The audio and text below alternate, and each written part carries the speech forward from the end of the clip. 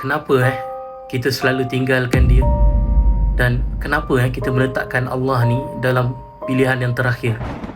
Kita apabila menghadapi sesuatu ujian, kita akan berusaha keras untuk keluar daripada ujian tu dengan kemampuan kita.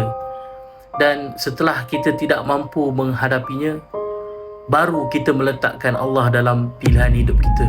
Persoalan saya, kenapa kita berkali-kali melakukan perkara tu kepada Tuhan yang tak pernah tinggalkan kita, yang sentiasa terlalu hampir kepada kita?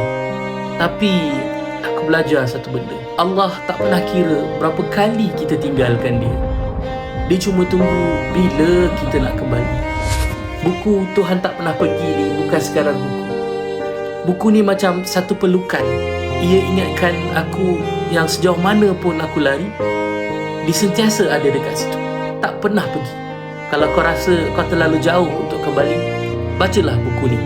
Mungkin inilah jemputan kasih sayang yang kau cari selama ni. Buku Tuhan tak pernah pergi satu, dan buku Tuhan tak pernah pergi dua. Dapatkan di beg kuning sekarang.